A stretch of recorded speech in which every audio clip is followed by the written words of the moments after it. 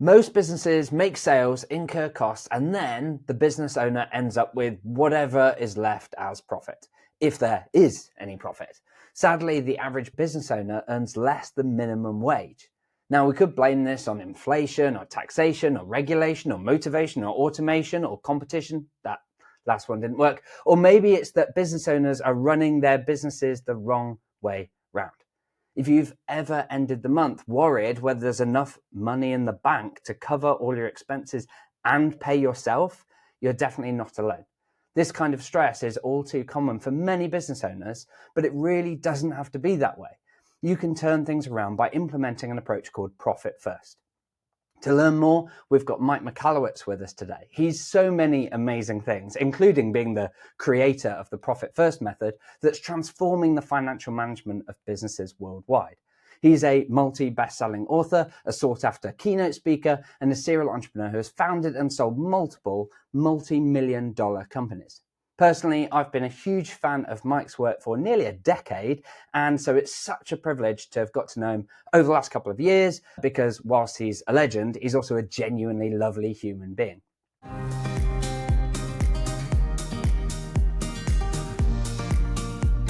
Welcome to De-Stress Your Business, the podcast where we show you how to get incredible results in your business without constant stress. I'm Alexis Kingsbury, a serial entrepreneur and founder at AirManual, and I'm joined by the amazing Mike Michalowicz. Welcome, Mike.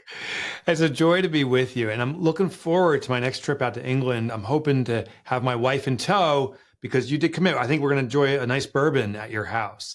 That's right. Absolutely. We're going to have some bourbon. I'm also going to get some single malt Scotch whiskies into your preference list. I know that your preference is bourbon. I'm gonna bring you. I'm gonna bring you on that journey. You're gonna get us in there.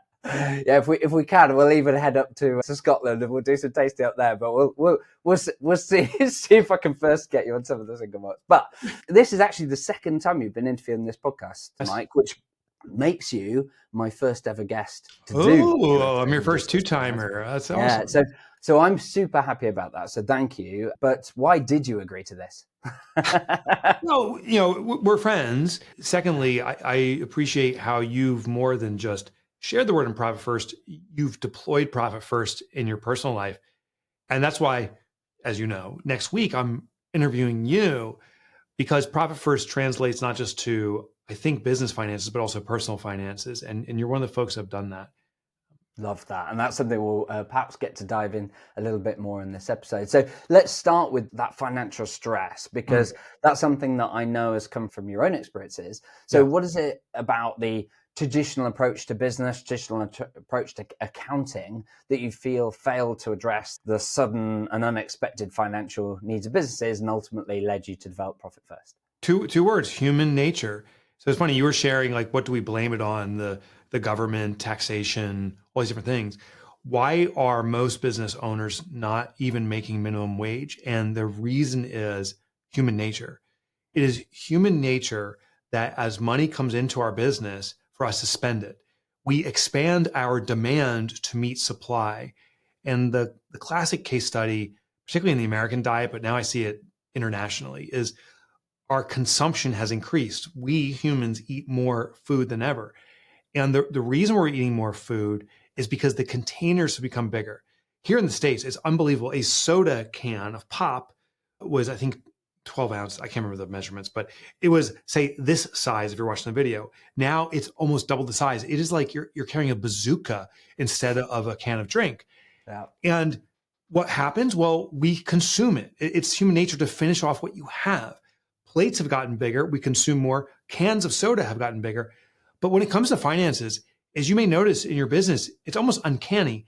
As more revenue comes in, more cash in your business, the more we spend. The reason behind this, the behavioral propensity, is because of a thing called Parkinson's law. Basically, Parkinson pointed out, if supply increases, demand will increase to meet that supply, and therefore a business will never escape this check-to-check survival unless we constrain supply. And how we do it, take the profit first, we hide it away from the business, there's less money available to spend, you've secured your profit already, and then you work within the confines of what's available. Amazing. And it's something that I've seen so transformational in both my own business, personal life, and in other businesses that I know. But I know that for you, this isn't something that you sort of created, it's sort of intellectualized based on the study of other entrepreneurs and seeing the stresses that they had. This wasn't a them problem. This is something that you've personally experienced. So Oh yeah. would it be okay to perhaps describe that critical moment where you personally felt that impact of not having enough money in the business? Yeah, I created a system, admittedly out of desperation. So I didn't even believe the system would work. I was just desperate for something and tried it out.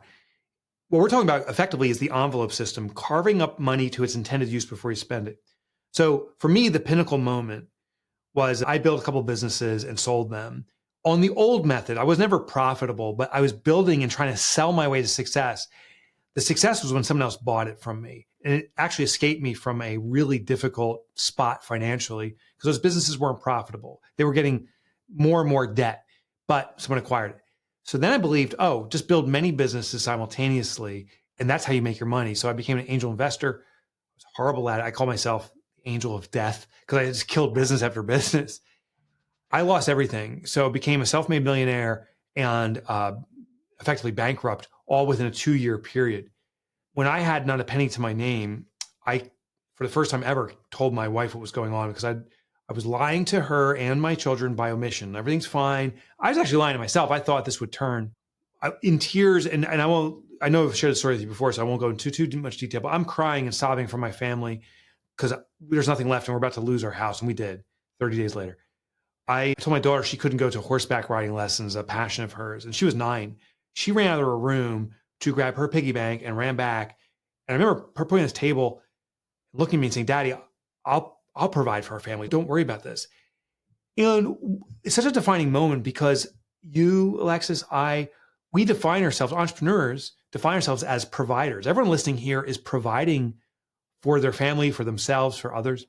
And yet I failed to do the one job I gave myself and put my family and everyone in this real difficult spot.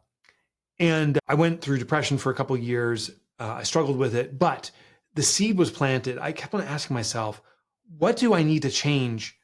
Not about me, but about the system around me. Because I realized it's really hard, if not impossible, for me to change myself. I try to change behaviors and I revert back to it. One thing is, this might happen last night. I'm ruling out sugar. I'm just trying not to eat sugar. And so I've tried to use discipline. Well, my daughter came back. She's visiting with her boyfriend and she brought some candy. And I said, no. I said, well, just one. And then within minutes, I had gobbled up the entire thing. And I'm like, my gosh, I don't have discipline, but I can set up a system. And so the system, the general rule is no candy. When it comes to profit, I can try to discipline myself to run a financially sound business. But I realized that discipline will fatigue like a muscle. So therefore, I got to remove the temptation in the first place. So Profit First is predicated upon the envelope system, the remove the temptation system, other things, pay yourself first system. And by deploying these things, I was able to start becoming consistently profitable. And it became a game changer. I used it I use it for the rest of my life. I use it today and I'll use it into perpetuity. I then started writing about it. I used to write for the Wall Street Journal here in the States, and I wrote an article about it, and tons of people started emailing me about this saying, this is what I've been looking for. And then became a book. Amazing. And I think what you described as the envelope system, I think was that core principle in terms of the technique that delivers the discipline that we all kind of feel we need. But as you say, a bit like that one piece of candy, it's like, in theory, we should all just be able to go, no, I'm going to protect this money and I'm not going to use it for anything else. And, even psychologically, I can remove it from my calculations of what money I can spend. And yet the reality is, after, as you say, one piece of candy, we're already off. We're off the track. Yeah. So perhaps for a client of yours or an example of business that you know well, what's kind of that journey of what gets implemented first, what starts to have the biggest impact, and how does that play out? There's definitely a journey. So to give you context, we have over 800,000 businesses globally that are doing Profit First. You're one of those folks. Yep. And the trajectory is very common. So it starts off inevitably with skepticism, like, really, an envelope system? And what I explain is these need to be set up at your bank, and there's a reason behind that. So skepticism, and I respect that because I didn't believe that the system would work. I did it out of desperation. Once skepticism is overcome, and how you overcome it is you simply get your butt to the bank and you set up these accounts. That's it. Then people start allocating money. So money comes in, instead of one account representing all of our money, we carve it up to these different envelopes: profit, the pay for the owner. Then the other extreme can happen. People say, my gosh, this is so simple. I can see profit on a cash basis now. I want to be at a 50% profit. And they go to these extremes. So we go from, I don't believe it's going to work, to this is the magical bullet, and we go too far and it can collapse. Either one does. Skepticism prevents people from doing, overdoing causes harm. So the method with Profit First is start slow and let it grow. So once people get their butts to the bank and set up the foundational accounts, we start allocating small percentages so they can softly adjust from their historical operations of the business to a more profitable way. And to do this, you allocate, for example, 1% of your income to profit, not 50%. And then maybe a few months later, you go to 2 or 3%. What happens as you increase your profit, at a certain point, it's going to squeeze your operating expenses. And that's the next barrier. At a certain point, you may not be able to afford your bills. And the lesson here is if you can't afford your bills, that means there's something fundamentally flawed within your business. It's not that you can't take your profit. It means sometimes too much cost, more often not appropriate margin, not appropriate efficiency. There's something structurally wrong with the business. So what Profit First does is if you want to achieve, say, a 15% profit, take it, and then it'll reveal where your business is already broken. But we've been hiding it because we haven't been taking profit. So the lack of taking profit covers an injured business and it looks healthy-ish. So that's the next barrier. Once they get past that, that's when they say, oh my gosh, then the belief kicks in. And then that stress is relieved. For most business owners, and you referred to them in the beginning of this constant check-to-check survival, not making minimum wage, the emotional stress is overwhelming. There's resentment and regret that I started this business in the first place. This is killing me. And so just one last little story. I was in Rome, not Rome, but Rome, Texas last week speaking. And in the US, a traditional, if you will, Texan fella came up to me. He wore that big hat and tall, huge guy, just muscular cowboy. He had the spurs on his boots. And as he walked up to me, I'm intimidated. And he looks at me in the eye. He goes, I'm doing Profit First. And then all of a sudden his eyes turn red and he goes, and it saved my life. It saved my life. And he starts crying. And I start, I'm a co-crier. So I start crying. And what happens in the entrepreneurial space is there is this perception, this rule, this mythology that we have to always show our best self. And in fact, with your clients, if you said I'm struggling profitably, that'd be kind of weird. So we always put it out there, but we put it out with fellow entrepreneurs. My business is crushing it when it's not. With Profit First, there becomes this inner confidence when you start seeing the profit being allocated and you know your numbers and you don't have to learn accounting and go through all this crazy stuff. Just log into your bank account. There's this internal confidence. And that's the last stage. When confidence kicks in, these entrepreneurs become unstoppable. Amazing. And it's interesting because I think that the temptation with some of that is always to think, oh, well, Mike says that putting the money aside in these bank accounts will shine a spotlight on where I've got fundamental issues in my business. Can't I just do that by looking at my profit and loss? And can't I just do that by looking at management information? And my experience has been that, of course, those things are important, but actually there's something about moving the cash out that makes it very hard to ignore. And also because you're doing it on a regular basis, I believe in your book, you recommend essentially twice a month. So, moving that money, I think in mine, I tended to do monthly.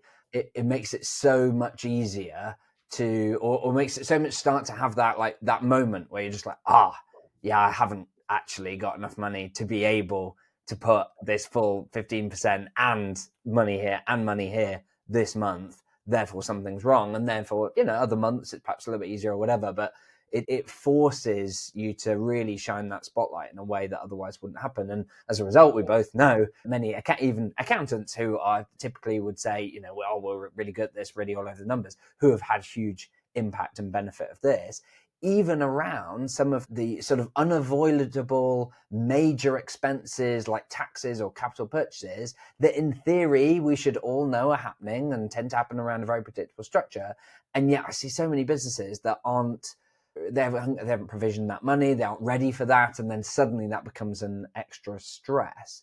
Are there perhaps any examples where you've seen perhaps a profit first business or yourself where you've not just had to handle a predictable expense like tax or capital purchase, but perhaps profit first has helped with unexpected financial for crises sure. as well? For sure. I just want to put a little end cap on what you shared is traditional accounting allows you to see your finances. Profit first allows you to feel your finances. And there's a radical difference. The story that comes to mind is on this trip recently, last week when I was in Rome, Texas, I also went to Orlando and Topeka, Kansas. I was speaking on Profit First. One fella who has used Profit First picked me up and took me for a ride to the location, and we stopped for dinner on the way. And he says, I want you to know I had this unexpected challenge for my business. And what it was that his wife sadly became very ill and he couldn't be available for his business. He had to make a choice. Do I stay all in on the business, or do I allow the business to operate on its own while I focus on my wife? Well, the transition of removing yourself from the business can be a bumpy one if you're not prepared for it. And I don't think he adequately was, but he had reserve profit. And we also have this concept called the vault, saving for emergencies. The unpredictable is predictable. We don't know what it will be. We just know it will at some point happen. And for him, he had to get out of the business stat. And so he, as his wife and he navigated this health crisis for about a year, and she's on the mend, not perfect, but on the mend.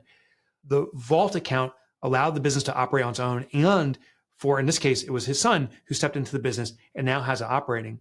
So the funniest thing is he came to me and said at this dinner, he goes, the business doesn't need me anymore. And ironically, because we had this profit account and vault, we were prepared for it. He goes, but now we're more profitable than ever.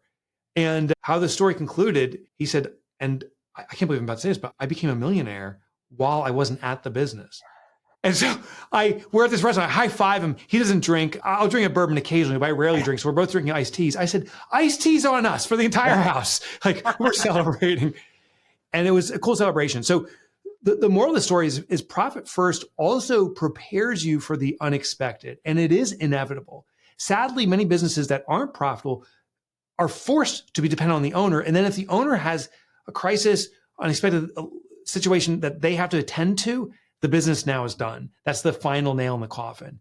But with profit first, it prevents that from happening. Love that. It's been so powerful in so many businesses, myself included, that I know some entrepreneurs, and this is something that I did, have then extended it into personal use. In fact, you mentioned this earlier in the interview. In my case, one of the examples that I've shared with you in the past is how I created a holiday and gifts funds, particularly to deal with the stress around coming. I think the first one was around gifts, where I literally had a moment where I was looking at my personal finances and going, "Oh, I can't afford to get a gift for someone that I really would like to get," and I felt awful in that moment. And so decided that was going to be one of the little provision accounts that would start to come out, and it then amassed. And so now I never have a situation where I can't buy someone a gift if I want to, and have done the same on the holiday. Are there other examples that you've seen other entrepreneurs do where there's either they're personally implementing or just other knock-on impacts of profit first that you've seen? Yeah, well, I do want to share a story because it has impacted me. It's your story. And what's so interesting is when an entrepreneur is profitable and we see another entrepreneur profitable, it becomes a cheering session.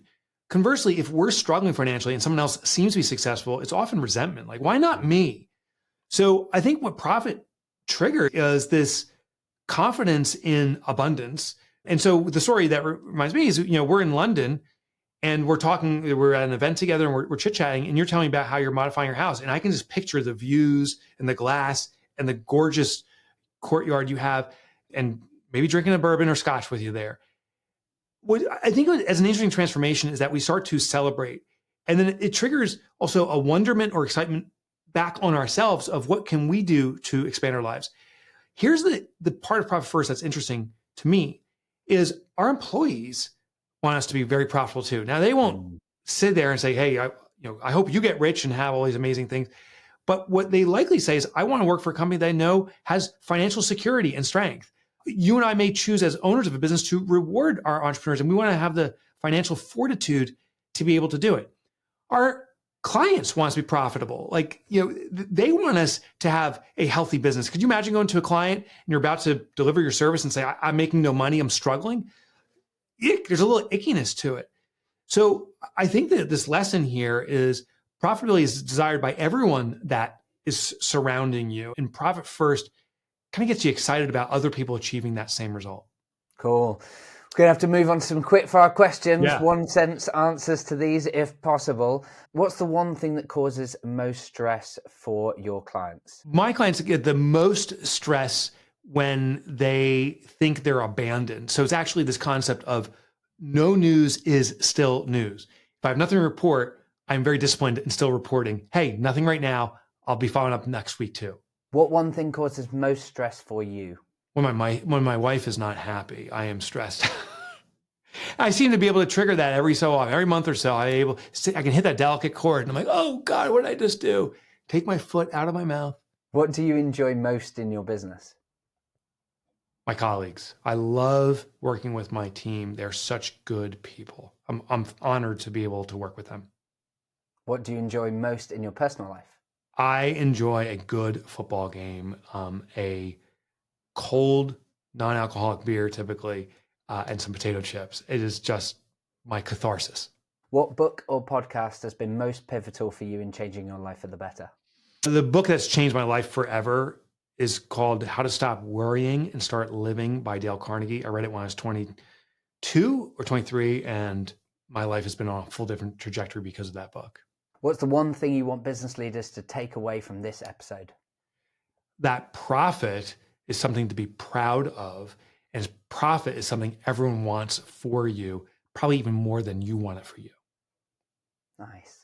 Well, thank you so much, Mike. We'll make sure that in the show notes, we'll link to your books, your LinkedIn profile. We'll link into your website at mikemichalowicz.com, also available at Mike Motorbike, I believe. We'll also link to Profit First Community, because I know that's a big thing for you now at the moment, particularly working with lots of accountancy firms that are helping their clients with Profit First. Any other resources or anything else we should link to in the show notes? Just maybe mikemotorbike.com. That is the mecca, if you will, for everything I do. Fantastic. And that's particularly for those that struggle with Michalowicz. I don't know how, exactly. Why does anyone struggle with that? It's so basically every easy. human, I totally didn't spend 20 minutes rehearsing it for the first time we did our podcast. That's funny, Alexis. Thank you. Fantastic. Well, thank you so much, Mike, for joining me. It's been absolutely amazing. And to everyone else, thank you so much for listening. If you found this episode useful, then please do share it on social media and tag me and Mike in. We would really appreciate it, and we'll make sure that we read your comments and post on them as well. But otherwise, until next time, have fun.